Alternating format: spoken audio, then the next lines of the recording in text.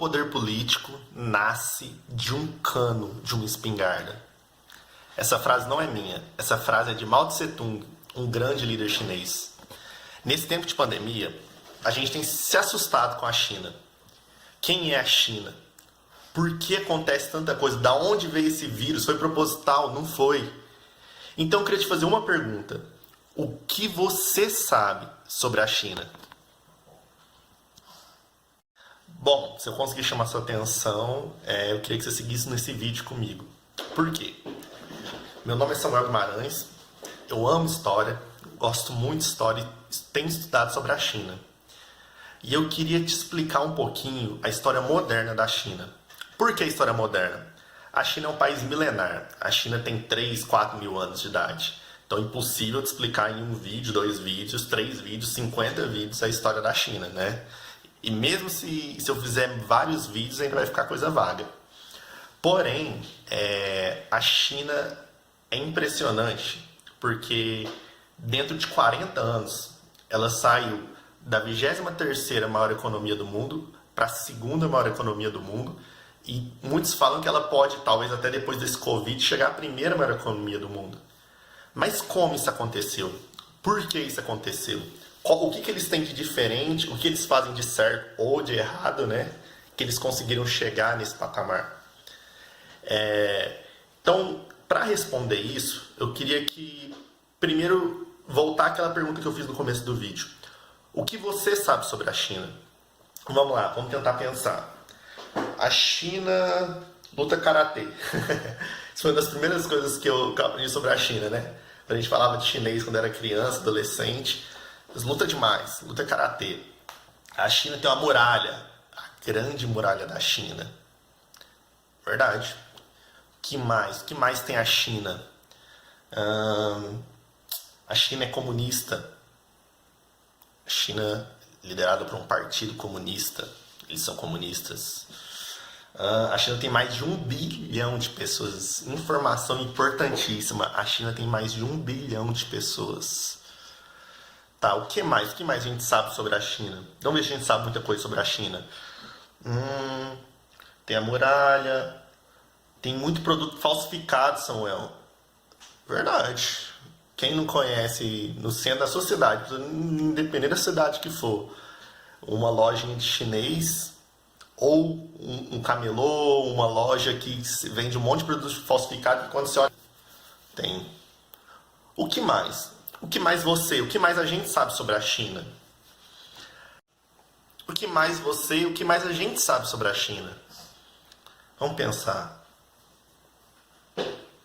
Se for isso, sabemos pouco. Pouco, não? Sabemos muito pouco sobre a China. Então, dentro dessas meia hora, 40 minutos, eu queria tentar te explicar a história moderna da China. Tentar te explicar, pelo menos, a gente ter uma dimensão melhor, quem é a China? O que levou esse país a ser o que é? O que faz ele ser esse país que nos surpreende tanto? Então, vamos começar. Bom, primeiro eu vou te explicar a história basicamente, rapidamente, que nem eu falei, não tem como eu te explicar 3 mil anos de história da China. Então, basicamente, o que foi a China antes do século de 100 anos para cá, que fez esse boom na China, que transformou a China. A China é um país milenar, mas era um país controlado por dinastias. O que são essas dinastias? São reinos, que nem em todos os outros lugares na Idade Média, reinos que eram praticamente, tinham um poder absoluto sobre o país. A China passou por um tempo de um sistema feudal, a China passou por várias guerras. A China, vocês não têm noção, a China é um país muito sangrento, que aconteceu muita coisa com a sua população. E essa visão que às vezes a gente tem do chinês muito centrado, calmo, sério, ou totalmente submisso, é uma visão errada. Porque o que acontecia? Uma dinastia derrubava a outra dinastia. E começava a guerrear e começava e eles não tinham, era uma guerra sem piedade, uma guerra sangrenta, uma guerra violenta. E ela viveu isso durante mais os seus milênios, ela vivia isso. E o que acontece diferente na China? Desde a sua religião. Por quê? A China não era um país que tinha um deus, que acreditava em um deus ou em deuses. Até acreditava, mas não da forma que a gente acredita. A China tinha os seus líderes, os seus imperadores ou reis, chame-se como você quiser, como seus principais deuses. E o que acontecia quando morria o seu imperador ou o seu líder? Ele deixava de ser um deus na terra para ser um deus no céu. Loucura, né? Mas era isso.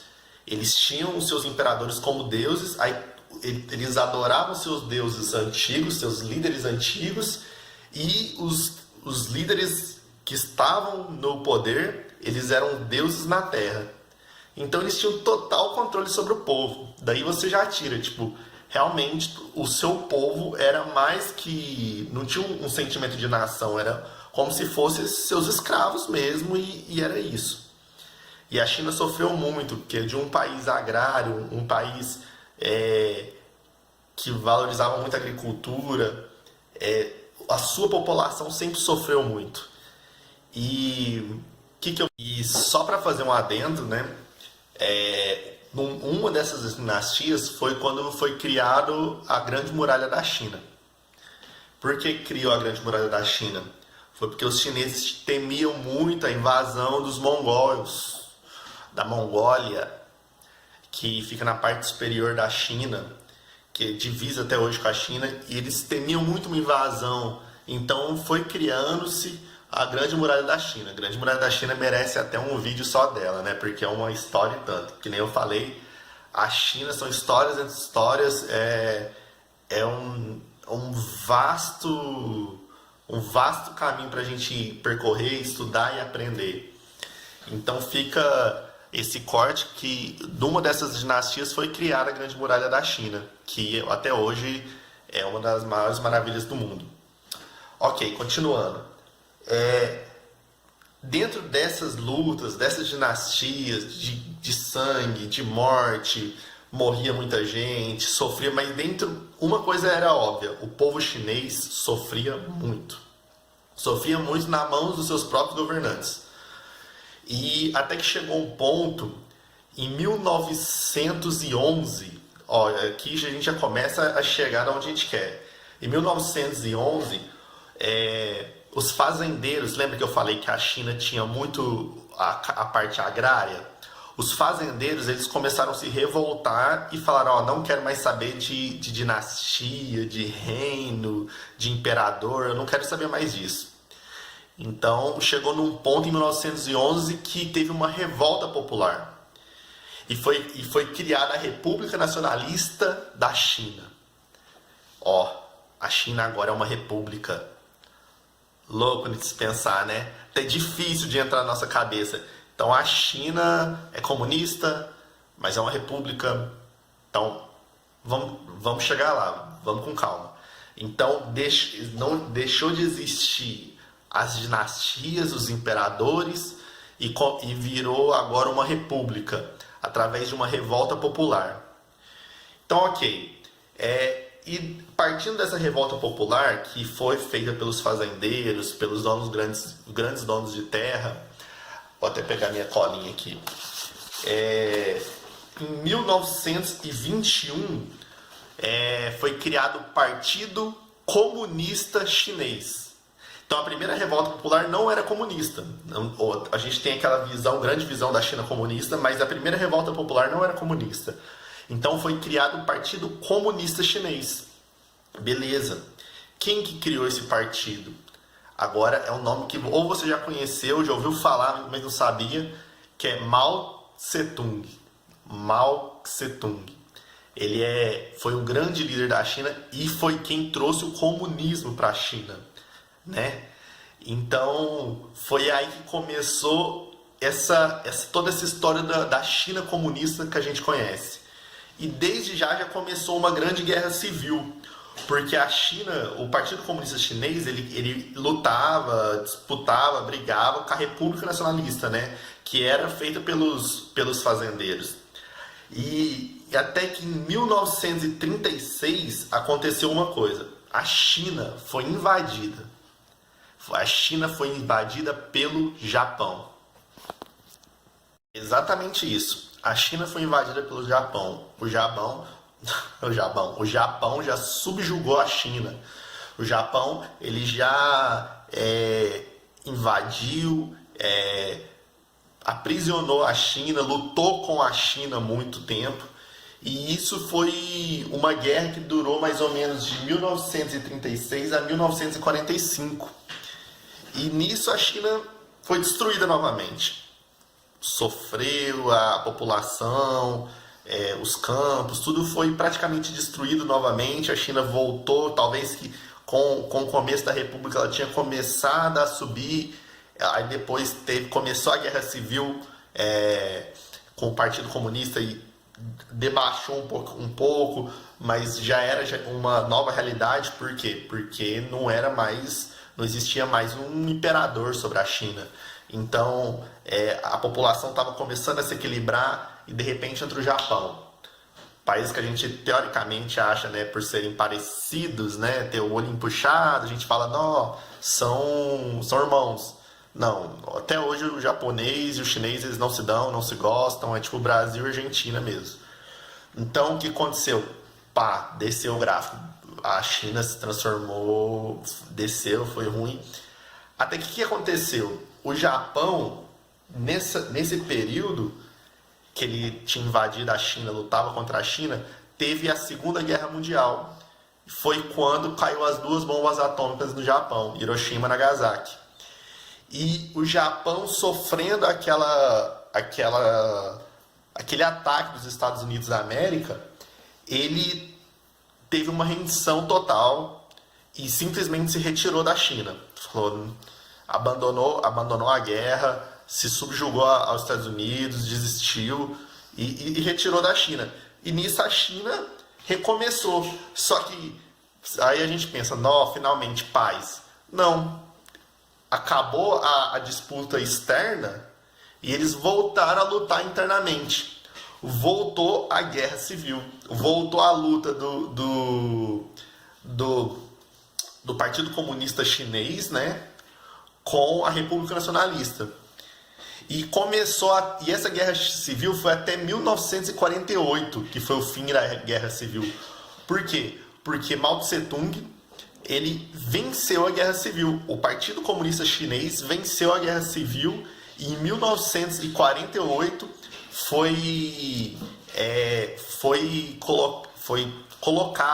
começou a República Popular da China. Bom, e o grande líder dessa república era Mao Tse Tung, né? Ele foi o primeiro presidente da China. E ele já veio com uma grande ideia. Uma ideia comunista. Lembra que eu falei para vocês que ele era de um partido comunista, certo? Criou o Partido Comunista Chinês. Então ele veio com uma ideia que vamos acabar com a propriedade privada. Não existe mais propriedade privada. Ninguém é dono de nada, tudo é dono do governo, tudo é nosso, né? E ele teve uma ideia que foi estipulada como o Grande Salto. Que a intenção de Mao Tse Tung era fazer a China deixar de ser um país pequeno, mas usar a agricultura deles para se transformar num grande país. E o que era?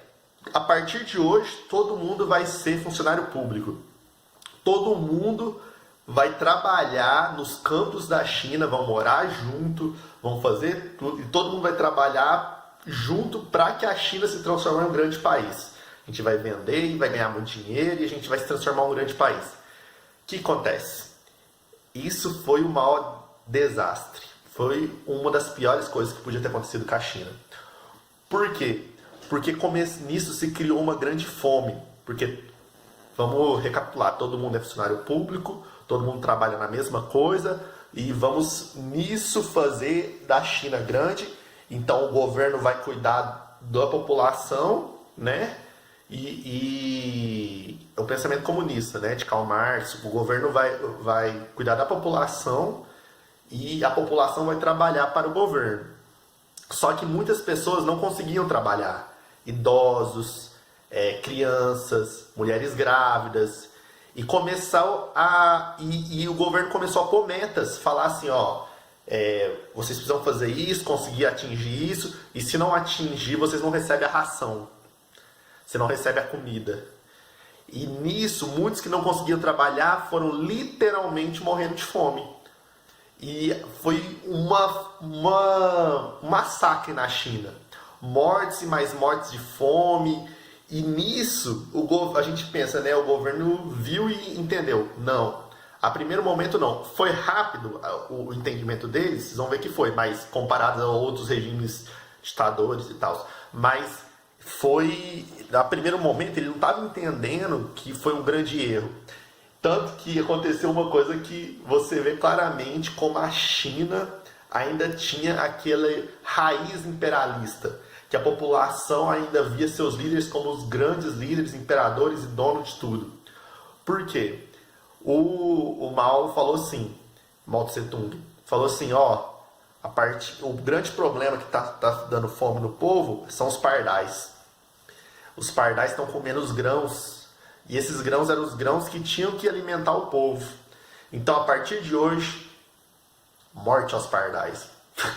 Exatamente isso. E a população nem discutiu. Morte aos pardais. E todo mundo caçava pardal na China. E pá, estilingue, pedrada, e como eles podiam. Isso é tão louco que eles não deixavam os pardais em paz. Ou seja, onde que via pardal é pedrada e aí vai. Até que acontecia dos pardais não conseguir pousar, voar até se cansar e cair. Ou cair morto, ou cair e ser morto no chão. As pessoas desfilavam com os pardais, tipo assim, olha, estou cumprindo com a minha obrigação como cidadão da China. E continuou a mesma desgraça. Infelizmente, os povos foram morrendo, as pessoas morrendo, até que o governo realmente viu e cancelou o grande salto.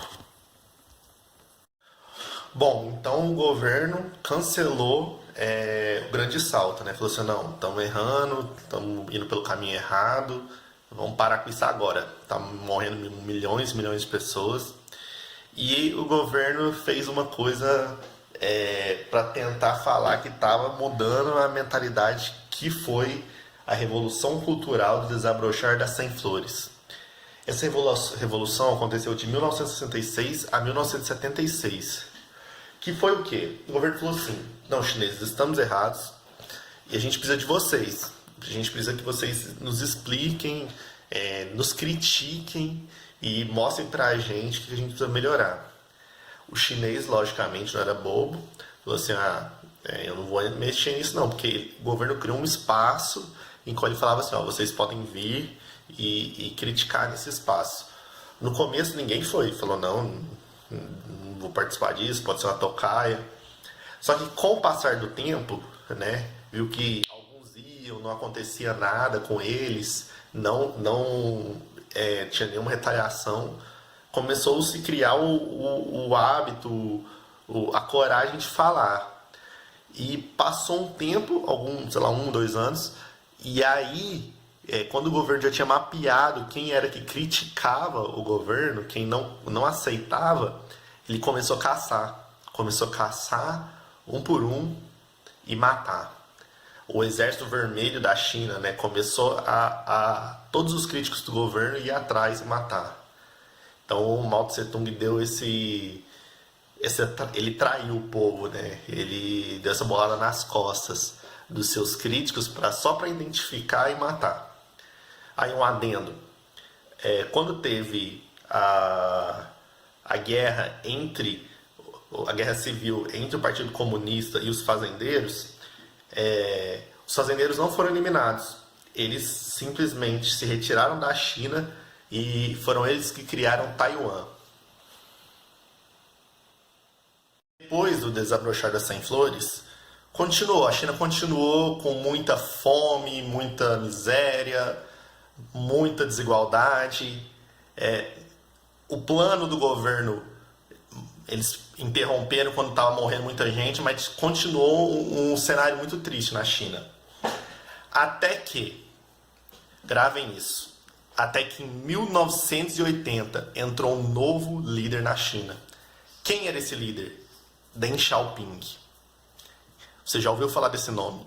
Se não ouviu, grava que você vai ouvir. Deng Xiaoping foi o grande líder da China, junto com Mao Tse Tung, é lógico, que mudou a história da China. Ele chegou e falou assim, ó, população chinesa, o negócio é o seguinte, vamos mudar a nossa mentalidade. Não vamos deixar de ser comunistas. Até porque Deng Xiaoping era comunista, ele era do Partido Comunista. Mas vamos virar um socialismo de mercado. Muitos falam comunismo de mercado. O que é isso? Bom, o comunismo de mercado agora vocês vão poder vender, vão poder comprar, vamos poder fazer negócio com outras nações, vamos usar esse quase 1 bilhão de pessoas que temos para produzir e vamos fazer a China grande, vamos crescer com a China. Aí você para e pensa, nossa, mas se pode comprar, se pode vender, se pode ter ligações com outras nações, então isso é capitalismo, né não? Só que não é. Por que é, mas não é? Porque a China, a partir desse momento, ela tem o capitalismo como forma de mercado, né? Sim, a gente se pode vender, comprar, que nem falamos. Porém, como forma de governo, nada mudou. A China continuou sendo comandada por um partido, continuou tendo o governo como máximo na sociedade, como soberano.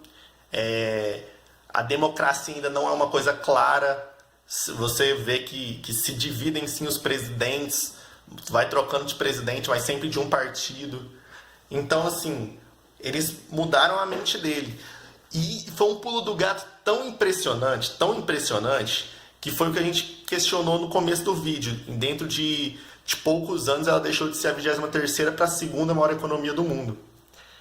E é aí que entra a grande questão. Como eles fizeram isso? A China simplesmente se transformou a grande fábrica do planeta. Exatamente isso, você vai entender o que eu estou falando. Quando Deng Xiaoping liberou o comércio, falou, agora vocês podem vender, agora vocês podem comprar, agora quem é de dentro, quem é de fora quiser comprar aqui, fazer comércio com a gente pode, está liberado. Eu vou usar até uma empresa de exemplo para você entender o que isso aconteceu, não só com ela, aconteceu com várias empresas, que é a Nike. Quando Deng Xiaoping liberou o comércio, a Nike, por exemplo, ela cancelou toda a sua produção em outros países e levou para a China. Por quê? Lá tem 1 bilhão de pessoas. Lá tem uma mão de obra intensa. E vou te dar 4 pontos, um puxando o outro, para você entender por que eles escolheram assim e por que ela se tornou a grande fábrica do planeta. Primeiro, terceirização de produção, que é isso que a gente está falando. A Nike, por exemplo, pegou toda a sua produção, deixou nos Estados Unidos só a parte administrativa, pensante, mas a produção ela pôs na China. Por que ela fez isso? Porque lá tem 1 bilhão de pessoas, uma mão de obra intensa. E lá na China tem uma ausência de sindicatos, tem uma ausência de direitos trabalhistas. Então, na China, você contrata um monte de gente e essas pessoas não precisam trabalhar 8 horas por dia. Elas não precisam ter folga 2 vezes por semana, né, que nem aqui no Brasil. Elas não têm problema de trabalhar de noite, de dia. Elas não têm adicional noturno. Você está me entendendo? Elas não têm periculosidade. Não. É um país capitalista de mercado? Mas você pode contratar muita gente, você põe eles para trabalhar por você e você não precisa preocupar muito com o sindicato, você não precisa preocupar muito com os direitos desses trabalhadores. E nisso já puxa outra coisa, leis ambientais brandas. Você pode explorar o meio ambiente da China de uma forma mais tranquila. No IBAMA, que nem aqui no Brasil, não vai te ligar, não vai te punir. Não, o governo liberou realmente para as empresas virem fazerem isso. E o que mais? Mão de obra barata. Na China a mão de obra é muito barata, então você contrata 500 pessoas na China num valor que talvez nos Estados Unidos você ia pagar 50. Você entendeu como isso para as empresas foi lucrativo? O exemplo da Nike, mas isso aconteceu com milhões de empresas. E a China começou a usar o que ela tinha, que era pessoas. Ela vendeu o que ela tinha. Ela foi esperta, foi inteligente, sim, o governo foi inteligente. Porém, e essas pessoas? Não sei se você já teve a oportunidade de conhecer um chinês vindo da China, fugindo ou procurando uma vida melhor aqui no Brasil. Aí você já se pergunta, né? Se lá é a segunda maior economia do mundo. Vamos falar da primeira maior economia do mundo, que é os Estados Unidos. Quando você fala assim, nossa, lá é a primeira maior economia do mundo, qual que é a primeira coisa que você pensa? Lá é um ótimo lugar para se viver. Muita gente sonha em sair do Brasil e ir para os Estados Unidos, porque lá é melhor para se viver. Muita gente faz a mesma coisa que a Europa, né? Então, essa é a primeira economia do mundo. Então, a segunda é a China. Por que a gente não vê pessoas saindo daqui, do Brasil ou de onde for? Nossa, eu preciso ir para a China. Lá é a segunda maior economia do mundo, vai ser a primeira. Porque por mais que o país, o governo tenha enriquecido os seus cidadãos, eles sofrem ainda muito. Que nem eu dei o exemplo dos direitos trabalhistas, existem vários outros direitos que nós temos aqui no Brasil que o cidadão chinês não tem.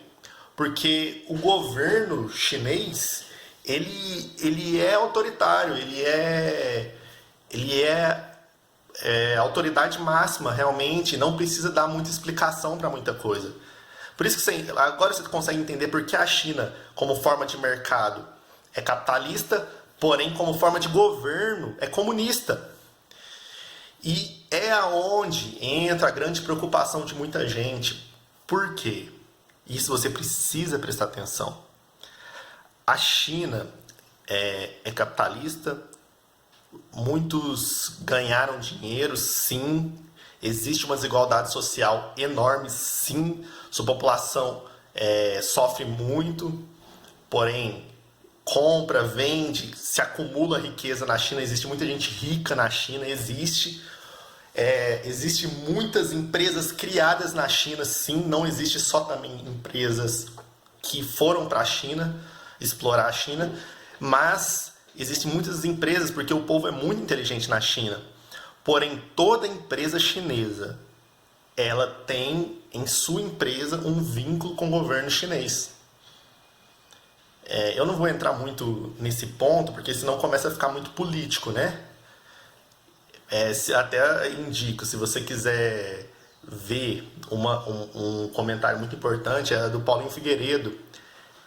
Ele era do Pânico, que ele conta uma história incrível sobre a questão do vínculo da China com o vírus chinês, como isso foi criado. E o que eu quero, para encerrar esse vídeo, o que eu quero tentar te explicar no fim da história, chegando, não no fim, né, na história atual da China. O que precisamos entender? Que a China ela se consolidou muito, sim, internamente, com essa visão. Tem muitos pontos negativos, sim. Essa questão da população, a desigualdade social aumentou, muitos pontos negativos, mas não podemos também ver que que foi um pulo do gato impressionante, que foi uma ideia genial que transformou a China. E dentro de 40 anos, hoje, que nem começamos o vídeo, a China se tornou a segunda maior economia do mundo e prestes a se tornar a primeira. Qual é o grande problema nisso? Que como a China tem um governo em qual principalmente as grandes empresas chinesas, ela tem um funcionário do governo nela, certo? Toda empresa, mesmo ela tendo o seu dono, ela tem que ser ligada e dar satisfação ao governo da China. E a China, quando ela se consolidou internamente, se transformou a fábrica do mundo, deu emprego para a sua população, resolveu o problema também, logicamente, da fome, porque começou a gerar renda e começou... Tá, tem muita desigualdade social, existe muita desigualdade social, mas também eles conseguiram resolver muitos problemas. E quando ela chegou nesse ponto, a China começou... uma coisa que me falhou durante o vídeo. Quando teve a revolução da China e a China deixou de ser um país imperialista, também começou a entrar muita coisa na China, que foi estudo, que foi cultura, começou a se crescer muito intelectualmente. Então, os chineses começaram a se transformar em pessoas muito mais capacitadas. Porém, ao chegar nos dias de hoje, depois que a China conseguiu se estabilizar internamente, ela também se transformou em uma grande compradora. Ela conseguiu já... Pensa assim comigo, vamos tentar pensar basicamente. Ela conseguiu sua renda, ela conseguiu criar sua renda. Como? Ela é a fábrica do mundo. Todo mundo paga para ela fazer produtos. Além disso, tem aquele mercado negro, né? Quem nunca comprou um produto chinês falsificado, né? Mas ela se transformou a fábrica do mundo, então ela ganha dinheiro, ela se sustenta. E aí, nessa situação, ela também começou a exportar a sua tecnologia, suas cabeças pensantes, os seus produtos criados nela para fora. A China hoje, ela tem várias empresas chinesas em todo o mundo. Inclusive aqui no Brasil, existem várias empresas aqui no Brasil que foram compradas por chineses. E você lembra que eu falei que toda empresa chinesa ela tem uma ligação com o governo chinês? Então, isso é impressionante e a gente tem que ficar esperto. Por quê? Porque é onde entra muito o medo de roubo de dados, de roubo de informações. Porque como a China é um país comunista e a ligação dos seus cidadãos é tão forte com o governo, e ela compra empresas em vários lugares do mundo, facilmente ela pode pegar os dados desses lugares, as informações privilegiadas desses lugares e passar para o seu governo para ele agir da forma que quer. Então esse entra muito o medo de várias pessoas em relação à China, do controle global da China. E ela começou a ser também uma consumidora incrível. Então, que nem no Brasil, 80% da soja comprada do Brasil é pela China. Bom, e finalmente, para terminarmos, quero deixar com vocês uma frase de Deng Xiaoping, que é: não importa a cor do gato, importa sim que ele casse o rato. Essa é a China, pessoal. Essa é a história moderna da China. Eu queria agradecer a vocês, espero que você tenha gostado desse vídeo. Se possível, se você quiser me dar uma força aí, comenta, curte, compartilha, manda para outras pessoas para conhecer melhor a história da China. Me segue lá no Instagram, Samuel Guimarães, se não aparecer, Samuel Guimarães Santos. E tamo junto. Esse canal aqui é pra gente aprender mais sobre histórias que realmente influenciam a nossa vida e a gente nem percebe. Tamo junto, até o próximo vídeo.